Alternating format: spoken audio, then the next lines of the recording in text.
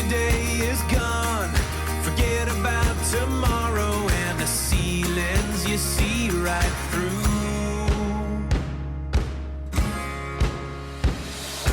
Find the moment and make it.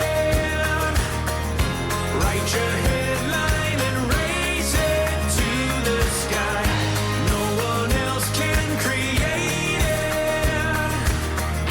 Take your banner and raise it to the sky.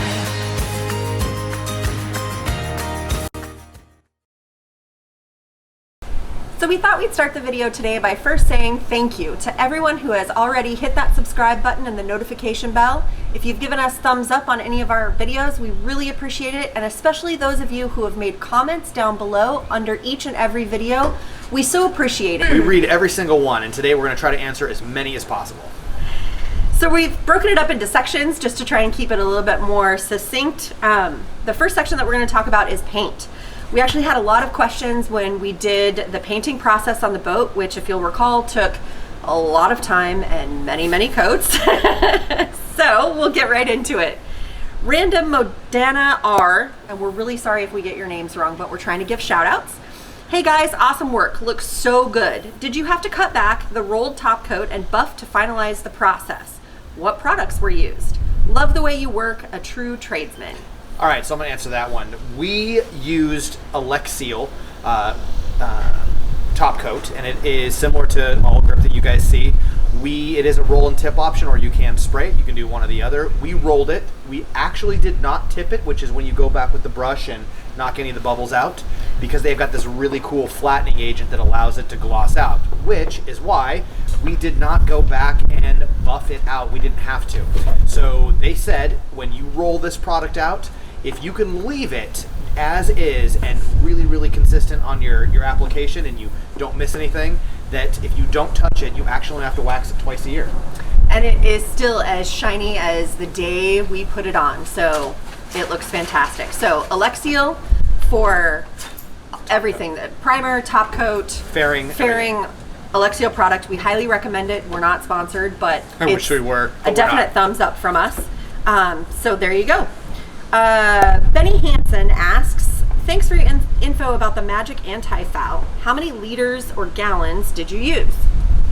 Well, we used 4 gallons of the barrier coat, which is the pink stuff that you saw in the video. And then over top of that, we used 8 gallons to do 3 coats on the bottom of the boat. Yep.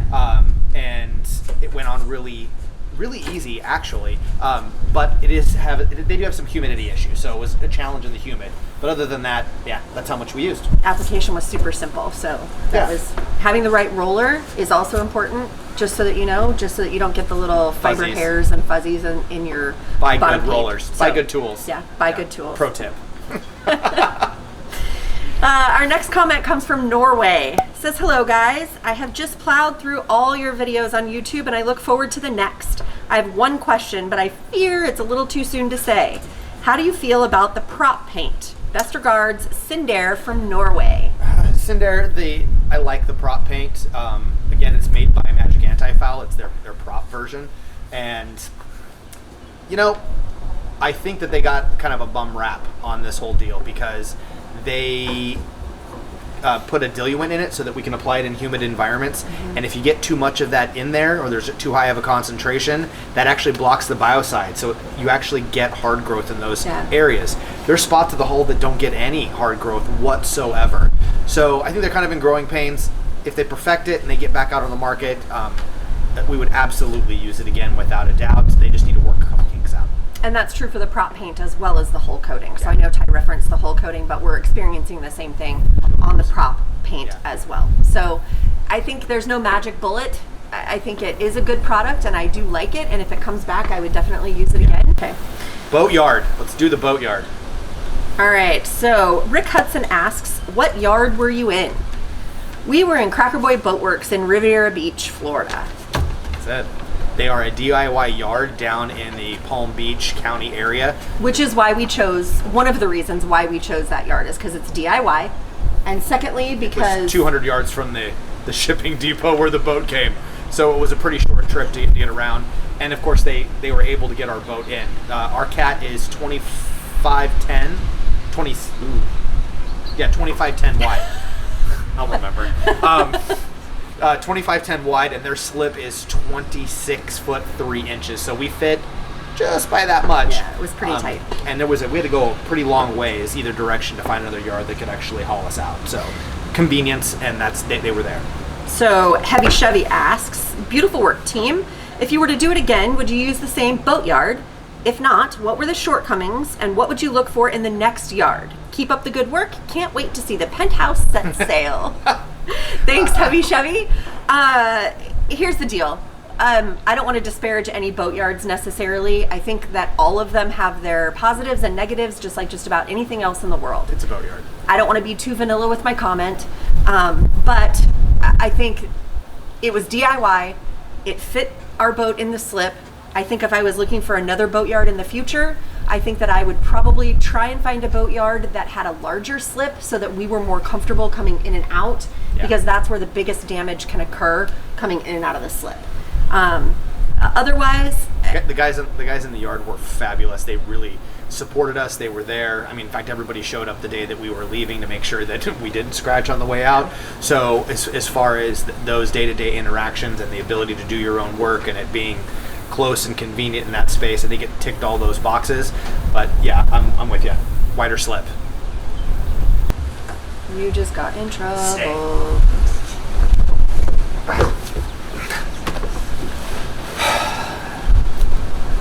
Dog doesn't listen to me better than the kids. All right. The next category is the engines. Nick O'Kelly from the O'Kelly's channel. Hey Nick, thanks for the comment. He says, this is the future, friends. A lot of generators are coming off cats in the next few months. Good video, Ty. You're a natural. Which engine? So, Nick and everybody else, we put that alternator on the starboard engine. And the reason we did that is the port engine actually has the water heater in it. So the previous owner had run that engine a few hundred hours higher, so we just figured we'd balance it out. Honestly, if I had my druthers, I'd have one on each just for redundancy, because it's all about redundancy. But yeah, I absolutely agree. 4,000 watts of power coming in on the alternator that just draws a little bit of extra fuel is the way to go. It's one less engine, and yeah, I think it's a definite possibility with new alternator technology. All right, and then our other engine question comes from Don R416. How many hours, and this actually was a question that a lot of people had. So a lot. We're giving Don the shout out, but a lot of people did have the same question. How many hours on the engine with the broken spring? Were both halves of the valve keeper found? Yes. So, wow. Good question, and we didn't go over it in the video, No. Which we should have, but engines had 1,400 and 1,900 roughly respectively when the incident happened. And yes, when we took the valve cover off and I looked down in there, not only were both spring halves, of course, in there, both little tiny keepers were laying right in the top, so it was really, really easy for us to just pick those parts up. Nothing fell down any holes, and well, it was easy not only to identify what the problem was, but also make sure that we got all the parts and pieces and we can match them up and be certain that we got everything. So yes, everything was found and the engines are running awesome. smashingly. Also, just as a side note, we did replace the springs on both engines only as a precaution, just because we were already in there doing it, not because there were any other springs that had fatigue issues, but we figured let's be proactive instead of reactive. So I know there was a question at one point out there about that too, so I figured I'd just throw that one out there. All right, so we're gonna move on to a category that's got several questions in it, the storage room and water maker category. Matthew Melton says, great video. You guys really put, sorry, try again. Matthew Melton says, great video. You guys really, Matthew Melton says, great video. You guys are really getting comfortable with the camera and it shows. I'm sorry, that made it even funnier. Now that I read what the comment was. Okay, boop. Matthew Melton says, great video. You guys are really getting comfortable with the camera and it shows. Thanks. What horsepower is the motor for the high pressure pump and what does it draw? It is a 1 horsepower motor and it draws about 1,300 watts. Yes, it does. All right, Mark Glayman says, I hope I'm pronouncing these names correctly. Mark says, did you give yourself enough room to change the membranes? Yeah, there's an additional access panel where the membranes are at that is a semi-permanent installation, so we can actually pull that out and get in there. It is tucked away, but I did have access to all of those mount locations. To just a couple screws and the brackets come out and the membranes just slide right out. So yeah, it's actually really easy to get to. Steve Lamanick just came over from Colin's channel. Thanks, Colin with Parlay Revival. Looking forward to watching your journey. Was just wondering, other than the back flush you mentioned, how much maintenance is required on one of these systems? How often do the membranes and filters have to be replaced? I bet you wish you had mounted the pumps on isolators. They sound pretty noisy in the shop tour. It does sound noisy. I think that's probably just because of the microphone and the small space. But once we actually put the door over top of it and then close the utility room door, it's actually not that bad, really. Maintenance, there really isn't a lot of maintenance. If you're using it consistently, you don't really need to do any major back flushing or pickling if you're using the system. We do a freshwater flush once a week. And change the membranes, not the membranes, sorry, the filters. Just change the filters. And that really has to do with the water that you're in. So cleaner water, we can actually get quite a bit more runtime. If it's dirty water, we don't like to make water when it's dirty, but if we have to, and we just... You just know that the filters are just going to be... It really is super simple to operate and maintain. Yeah. So CDB 1952 asks, when and what weight considerations need to be made when repurposing the space for a utility room? Well, you got to weigh all your crap. We actually took all the plywood out that was made up for the bed and any non-essential parts, and we actually weighed them. And we already knew what the weight of the stuff was that we were going to put in. So we were able to see if the new stuff we were adding in was going to be grossly overweighted, and it really wasn't. I think we added a couple 100 pounds to that room overall, but that's no different than a person or two sleeping in there and having luggage. So basically, just weigh your stuff and make sure that you're not putting too heavy of materials or too much crap in that room after you pull everything out that you need to. Yeah. So, there you go. And of course, where you put things in the room, just make sure that you're putting things in appropriate places. So the washer and dryer, obviously we put on that forward bulkhead for a reason, so that it had an extra bit of strength and support in that area versus putting it on the side of the hull or something like that. And we strapped it down. Everything is Correct. bolted down and strapped. You can't see the strap when you look in the room. It runs underneath the countertop. The countertop and up over, but it is strapped in. Yep. So, thank you very much for that question. All right, so the next category that we're going to do is a big one, because obviously it's something that everyone is really interested in, and it is power and batteries. So Gigi asks, hey, I'm a jump over from Parlay and I did subscribe. Thanks for that subscription. so We much. appreciate it. So two-part question. How does the 10 battery banks you used compare to the Powerwall? Amps, voltage, and capacity. And which of the videos do you lay that out? I know the second question is lazy, but LOL. The 10 battery banks that we used, or the 10 modules that we used, how does it compare to a Powerwall? The short answer is I don't really know. Powerwalls were really backed up, one. Number two, to my understanding, you have to be in a brick and mortar house and buy their solar panels and be in their whole program to be able to make that happen too. And three, it occupies way too much space to be able to fit it in the boat anywhere without, we'd have to remove a room to be able to bolt all of those things to the wall, and that just didn't seem to be logical. Yes, so I don't know is the short answer. But thank you for your question, because we do get that quite a bit actually. Paul B says, did you hook up water cooling for the batteries, or did you leave them air cooled? What sort of cooling system do you have? Well, right now we've got an air cooling system. We did not hook up the cooling lines, although we absolutely could. We haven't needed it. We've been running the batteries full time now for a year and a half about, and the batteries never get hot, they never get cold. They really stay within that within a more than safe range. So it isn't a requirement. I may do it because I think it's kind of a cool thing to do, and it would be fun. But that's a fun project, not a we need to do it project. So, but yeah, it's really not necessary. Ryan Burton asks, I dig your power setup so far, but did have a question. Why not run a 48 volt on all your 12 volt sources and just replace your windlass and winches with 48 volt versions? Well, the reason is that if they're really hard to find, And 2, they're extremely expensive if you can find replacement motors. And 3, if one goes down, finding a replacement to be able to have a redundancy or a backup is extremely difficult. So I think that was probably the biggest concern, is Yeah. knowing that we weren't going to be stateside accessible to all the things that maybe Fort Lauderdale has to offer, for example. Yeah. It'd be easier if we did something that was a little bit more universally acceptable so that we could find parts if necessary. and it was just cheaper to Yeah. do a 48 to 12 volt DC to DC conversion and just keep running the 12 volt stuff that's readily available. So Rick Hudson asks, Ty, can you explain a little bit more how the EVTV unit connects to the BMS on each battery? Yes, it actually is really cool. They take the Molex connector, the little plastic plug that plugs into the BMSs on the batteries from Tesla.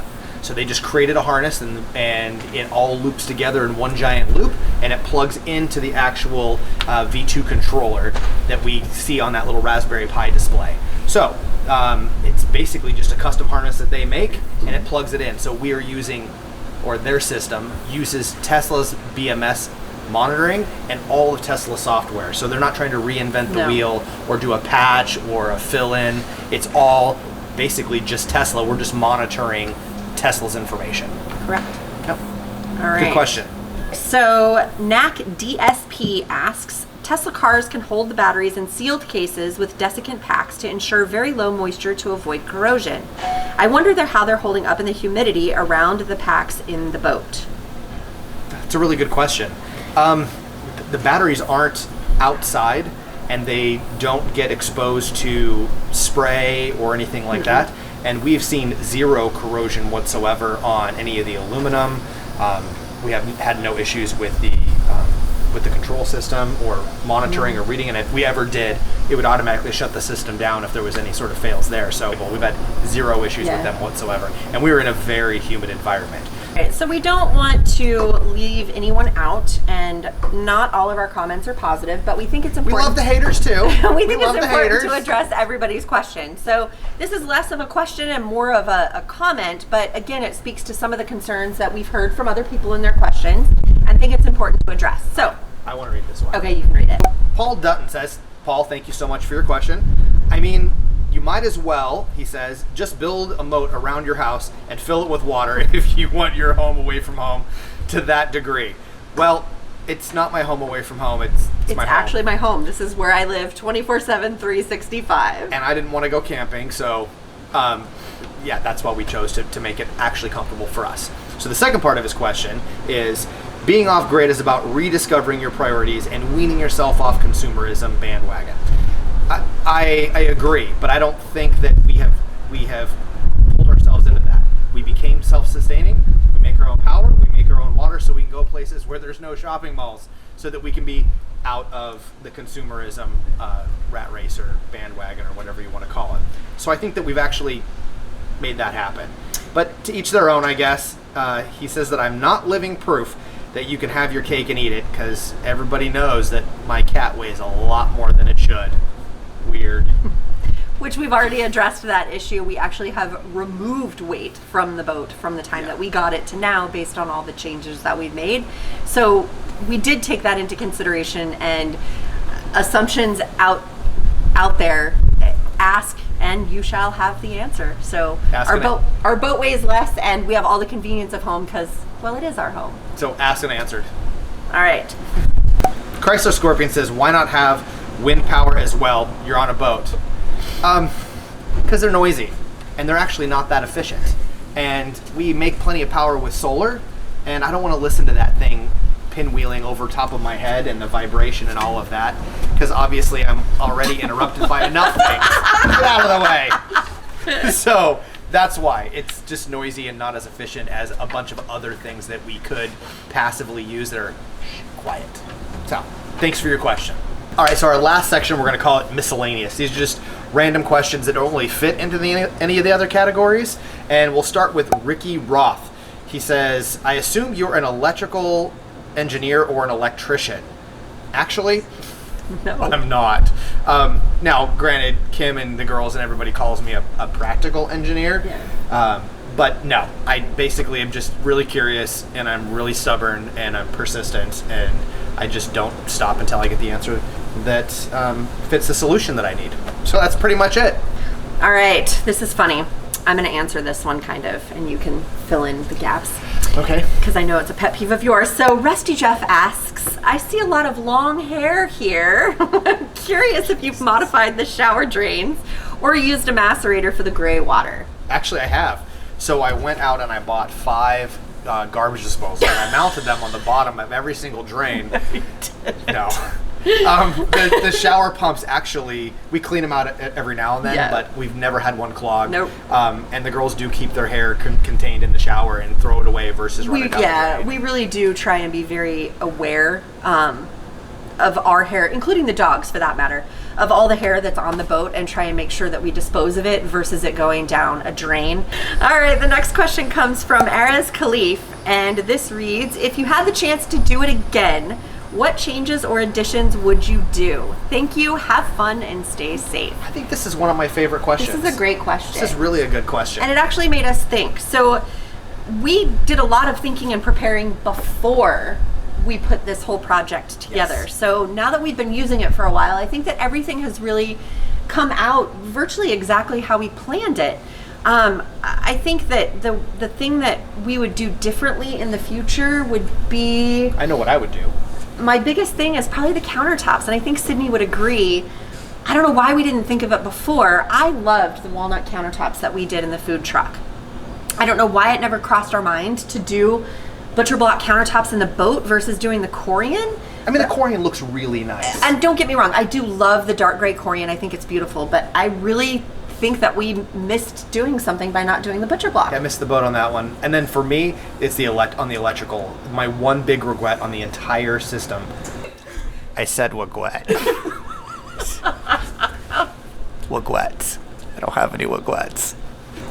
Was that I put one inverter in, and I really should have put in 2, and just do 2 smaller ones and then run them together.